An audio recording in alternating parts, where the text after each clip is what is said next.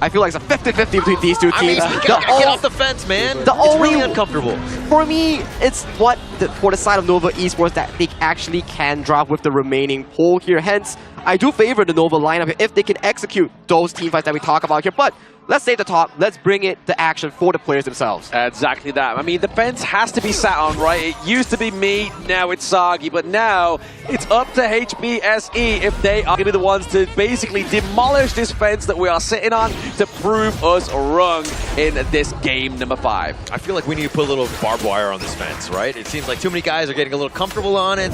You don't want to be there the entire series. I could sit on barbed wire, don't you worry. I'll find a way. I'll get a cushion somewhere. Cushion for the pushing. But now here we are getting into obviously this game number 5 here between these two teams. A lot of pressure in top side of the map here. Obviously rotation-wise, they're looking to just kind of funnel in every little bit of help onto VB on this cannonball. Yeah, for me, it's about this early game, right? Is Nova's CY going to get that farm to be really just kind of take himself to the next level? Because there's going to hit a tipping point where he's going to be so tanky and tough to deal with. Plus, he's going to be powered up by Wendy, and then he has that, Da Chao Seal of Fate to get on out. So he could be a potential problem in that mid game. Oh, absolutely. I feel like maybe the Sea of Fate's going to be there to save the Schwan on the Byron, right? Like he's going to go in, use a sword mace, get the knock up, and then if he gets 2 damage, it's going to be a hard task to damage him anyway, but obviously a lot of true damage coming from obviously the frag grenade as well as obviously the couple blades from Zahong. He can get sent back to base and then just reconvene.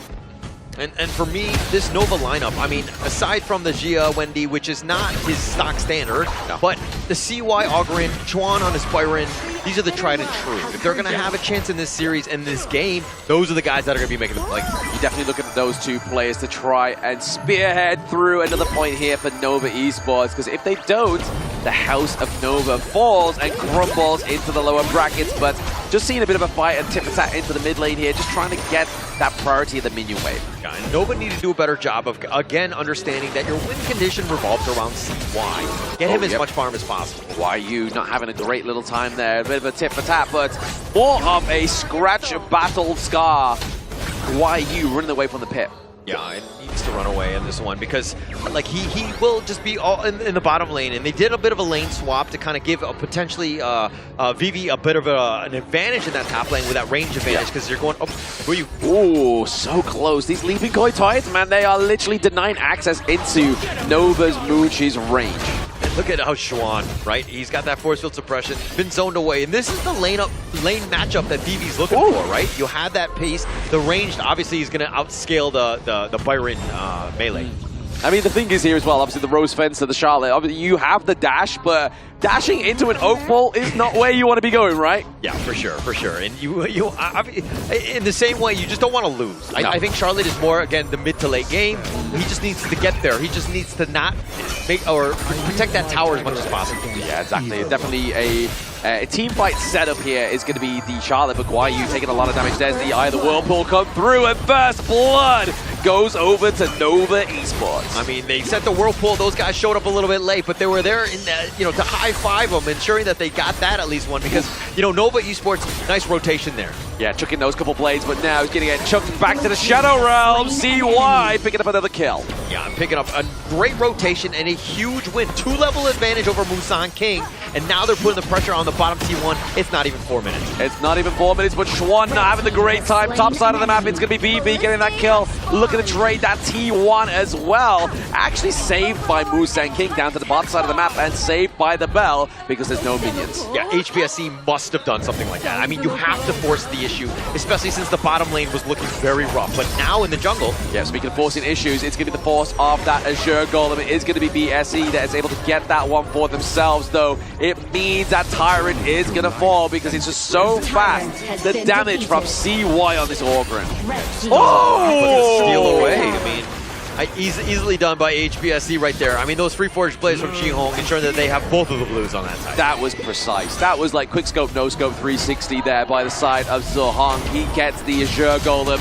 Taking that away from CY is going to be at a detriment, especially the amount of mana this guy zaps away in a team fight. Yeah, I mean, CY was spotted in the bottom, more or less. So it's one of those things where it's like, okay, we have a little bit of a time to kind of take that out. HBSE with a nice rotation. It's the little wins, and now they have a 600 gold because of it. They do indeed, but it's going to be the other Whirlpool that's looking to put pressure on that T1 down to the bottom side of the map. We have Zhang here waiting in the wind, but that's the path to pass in. It's really going to create a way out of those couple blades, but top side of the map, the pressure has been surmounted here onto the side of Nova Esports. So the Whirlpool is like good and bad, right? I mean, yeah, you've got everybody there in a hurry, but the way that HBSE just disengaged, they're like, okay, we don't need a fight.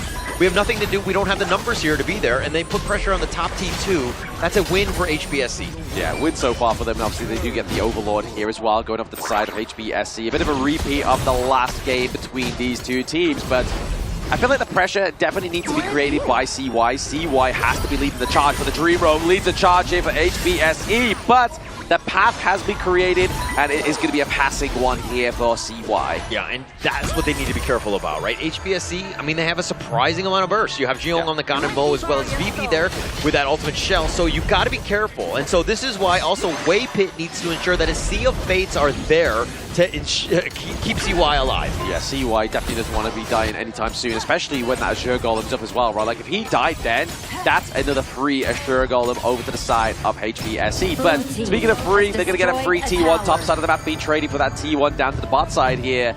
Giant script as well as support item being built for Wendy on Tasuya. Yeah, I don't want to be over dramatic when I say this, but CY, if he dies in like the first 10-12 minutes, the team will crumble, because there's so much that's riding on him to ensure that he hits that tipping point of items where he's able to tank and be able to survive, because the rest of them are really, they will crumble without this front line. Yeah, but the good thing about the Ogren here though as well is the fact that it forces HBSE to build anti-heal items first. As you can see there for Zhang, they built a bit of a staff, they built the Blazing Cape onto Monkey as well, so really forcing them to get that one before the damage items come through means that you can try and build a big outcome for your team before that moment comes. But there's a Sea of Fate for the side of Nova sitting in that brush there, but it's giving the access onto the back line right now. Schwan trying to do a lot of damage, but the couple of blades with the rolling raid and the ultimate shell, but ultimately it's going to be Musan King picking up a kill, but then being on the receiving end of CY's death precipice. Yeah, CY just strolling in from the top, ensuring that he gets the cleanup onto Musan King. That's going to be a win for them. But Schwan kind of, I mean, he was tanky. He was, you know, going in, but the Sea of Fate, it seemed like it was committed a little bit early, which is uncharacteristic of Waypit, and not able to keep him alive. If they were able to get the 1-for-0, it would have been much, much better for them. Yeah, it feels like it was just using it to maybe get a bit of intel, right? Like, see if anyone would get the flank onto the backline of Nova Esports, just using it in that respect. But it did mean that obviously Schwan had to fall there, unfortunately. But hey, you fall for the enemy jungle, you get their Azure Golem. It's looking pretty positive here for the side of Nova. Not the end of the world, of course, for Nova Esports, but Schwan is still a guy that you want to be tanky. Like, he needs to be that front liner because, again, if CY gets Sea of Fated, then who else is going to be that front guy? You need that backup, and Schwan is there. Exactly. Schwan is going to be the Storm Mace going into these team fights. The Daybreaker being built here by the side of Muji. Muji's having a fantastic game so far. He has around about that 5.8k gold now for the side of Nova, and they're looking just to build more and more damage items, but looking to create that pressure is YU down to the bot side. And this is kind of scary for HBSE, because CY is kind of that guy. He's not afraid to dive. He's not afraid to dive. He is the raid boss. He's looking just to focus out, sure, on this Diadea, but for now, they're just using that path of passage to be a driving force. The hammer came through, but it's giving that fatal damage that gets taken away there. Keeps him alive. Wow, the guillotine was just not enough to do the damage into killing Je. He got thrown up, thrown down, but he somehow survived. Nova Esports, though, playing this Ogren, this draft perfectly, right? You want CY to go over, you want that path of passing, you want him to be aggressive, and then Waypit with that save, and to bring him back right on time. That's what I mean. Like, if HBSE just drafted this Ogren last game, it would have been Joe before the side of Nova, but now they take the Shadow. Actually, not Shadow Overlord, it's just the Tyrant here once again, but it's still going to be another bit of neutral objective. Increased damage, increased movement speed for the boys of Nova. Yeah, and CY being able to take that one, just really huge. I mean, he needs to exert his dominance right now. He has a 2-level advantage. This is exactly where Nova want to be. Yes, they're behind in terms of this net worth, but that's fine, right? Because they don't have any answers for the Ogren just yet. I feel like maybe Homeboys Black True Esports, their problem is a potential endurance problem. But speaking of endurance, it may be the endurance test for the side of Schwan. The dive in, the takedown, but it means they created, once again, huge pressure top side of the map to get away this Crimson Golem, and also a big juicy minion wave. Yeah, I mean, it took 3 members to take down Schwan, so that's not the worst thing. I mean, Nova, just ensure that you don't want to fight, but now the Shadow Tyrant is up at stake. This is a problem because, again, they're outmanned. They are outmanned and outnumbered here. They are left playing at a disadvantage. Universal Law being placed down here just to drive them away, and see why, once again, just getting that soak of damage. Can the couple plays come through? BB gets the steal. Now it's time to go in. We see KIC2025 take the charge to see if Fate is going to save CY, but can they get this T1 takedown into the mid lane? Whilst we have the absence of CY, he looks to get the path of pass in just to get the minion wave taken out. Yeah, I mean, CY up in front, I was like, oh my god, why are they taking this fight? And I totally forgot that Dachao was there. Wave hit with the ultimate save, ensuring that CY stayed alive. If he were to be picked off there, that might have just completely shifted in favor of HBSE, but the fact that, again, HBSE has a 2.5k net worth lead, they're still playing well to get themselves into this. I feel like Nova Esports are just listening to the BGs, right? They're just staying alive. They've got the beat in their head. You're like, right guys, we've got timers, we're clapping our feet, we're in sync, and that's all that matters. But speaking of which, definitely in sync is those minion waves on the opposite side of the teams crashing into those T2s. Yeah, you said NSYNC? No, we're not doing that. We're in the Philippines, we're not going to do a karaoke. Okay, we're going to continue on with this one, but look, HBSE, this is the great situation, right? They have enough damage. You're seeing that Vivi is able to do some serious work. Yeah. Nova now have to play a little bit scared because they understand that that burst is real.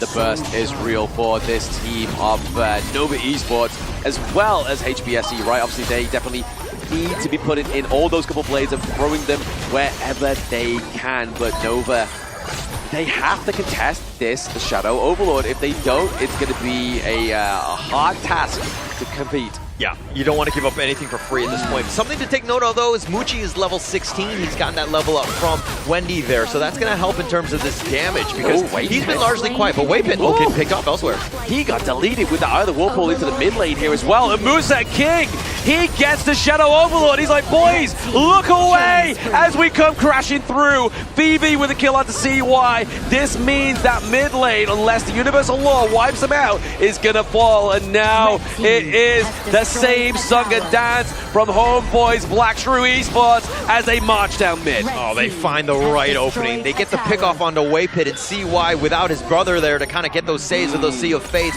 Opening up the door, HBSE full control of this game now.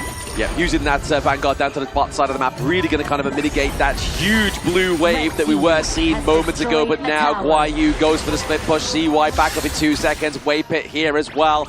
Maybe enough to drive away these Vanguards. Yeah, I mean, the push is real from HBSE. The damage that you're talking about, how do you even try to get onto Vivi, who's the guy that's been doing all the damage? You have so much pull from Shihong, Musan King is there as well. Yeah. It's going to be a tough one to crack. You've really got to kind of hope that Schwan gets that really big Storm Strike come through, but now you have KIC2025 just kind of constantly checking him, having that intel onto the team, right? He has the flash, he can use it, he's just looking for the right moment for Vivi, but Vivi's playing at the complete opposite side of where Schwan is. Yeah, they've played this one perfectly in terms of that comeback. Things were looking rough for CY, but when you don't have Waypit around, he's very vulnerable. And HBSE have made him pay. Yes, you have the level advantage in terms of Wendy and Muji, both level 17 at this stage, but the net worth is shifted. It's going to be tough because you're taking so much damage. You're taking a lot of damage here as well. Now, obviously, we see a Iron Dome version of Nova Esports, right? They are looking to make sure they keep that T3 alive into the mid lane because right now,